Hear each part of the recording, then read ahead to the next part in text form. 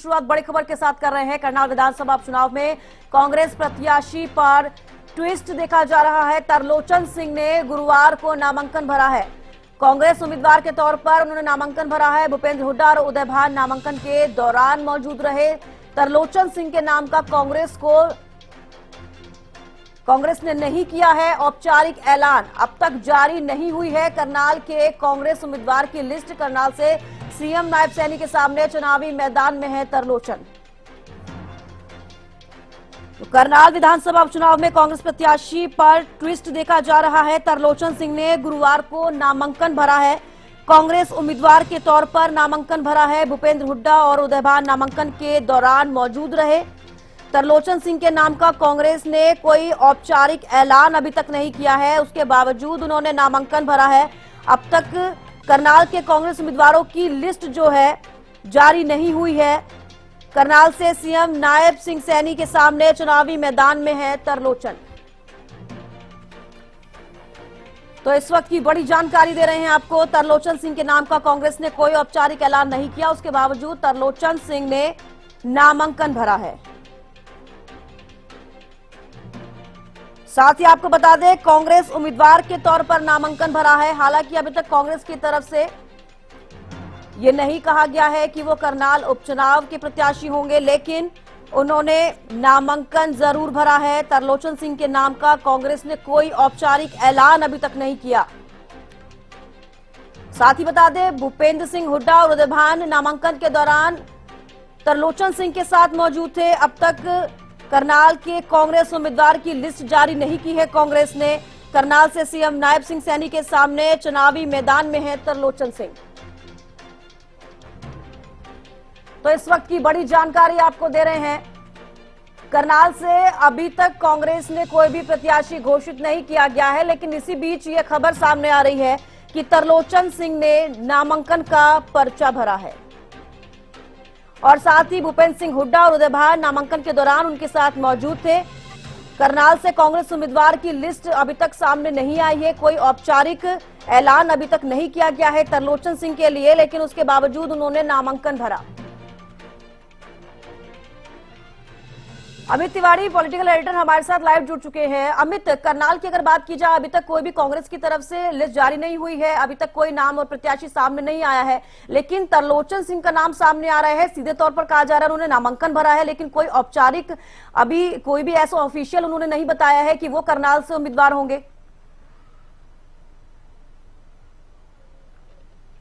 देखिए छबिष्का, यह तो एक बड़ा पेच है ही, क्योंकि एक परंपरा रहती है, एक परिपाटी है कि पहले जो है वो राष्ट्रीय पार्टियां अपने उम्मीदवारों का ऐलान करती है अधिकृत रूप से।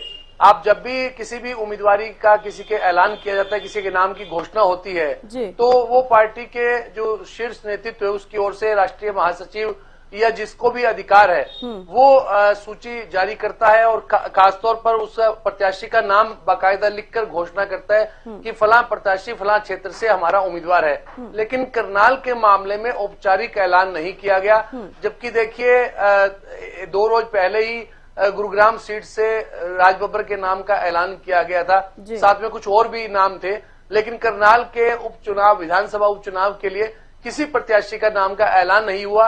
और आनन फानन में ही कल भूपेंद्र सिंह हुड्डा पूर्व मुख्यमंत्री हैं और साथ साथ कांग्रेस के प्रदेशाध्यक्ष उदय भान वहां मौजूद रहे और उन्होंने करनाल में कांग्रेस प्रत्याशी के रूप में जो तरलोचन सिंह का नामांकन दाखिल करवा दिया। लेकिन वहां यह देखने वाली बात है कि उस जो नामांकन भरवाया उसके साथ कांग्रेस का कोई अधिकृत पत्र उसके साथ नहीं लगाया गया है। हालांकि देखिए, यह जरूर एक चुनाव आयोग की तरफ से निर्देश है कि 6 मई यानी नामांकन दाखिल करने की अंतिम तिथि तक तमाम दस्तावेज पूरे करने होते हैं। अन्यथा जो स्क्रूटनी होगी 7 मई को जो जांच होगी उसमें अगर कोई दस्तावेज कम पाया गया तो उसमें उम्मीदवार का नामांकन रद्द हो सकता है। लेकिन अब इसमें देखने वाली बात है कि भूपेंद्र सिंह हुड्डा वहां पहुंचते हैं दिव्यांशु बुद्धि राजा का नामांकन दाखिल करवाने के लिए, फिर एकाएक ही तरलोचन सिंह का भी नामांकन दाखिल करवा दिया जाता है। लेकिन सबसे अहम बात है, देखिए तरलोचन सिंह ने पहले जो है सुबह पोस्ट किया कि आज वे नामांकन करेंगे, लेकिन वो पोस्ट भी बाद में डिलीट कर दी। तो ऐसे में कई सवाल उठते हैं और खासतौर पर कांग्रेस के शीर्ष नेतृत्व को लेकर भी सवाल उठते हैं कि करनाल के मामले में इतनी ढिलाई क्यों बरती गई और क्यों आनन फानन में बिना किसी अधिकृत पत्र के ही नामांकन त्रिलोचन सिंह का क्यों भरवा दिया गया।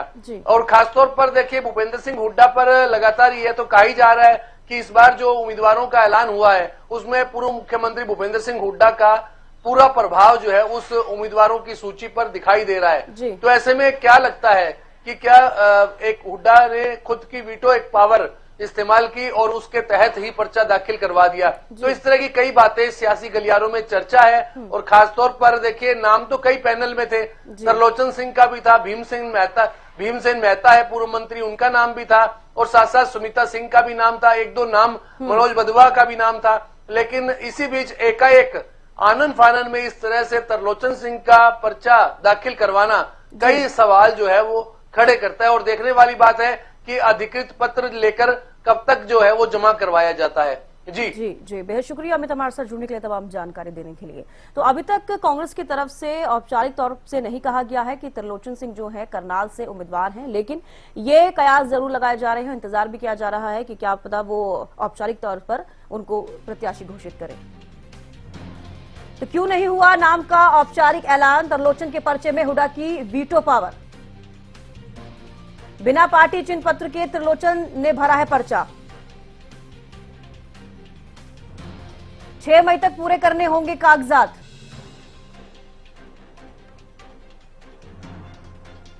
आनन फानन में क्यों भरा त्रिलोचन ने पर्चा, ये एक बड़ा सवाल उठ रहा है। क्यों नहीं हुआ नाम का औपचारिक ऐलान?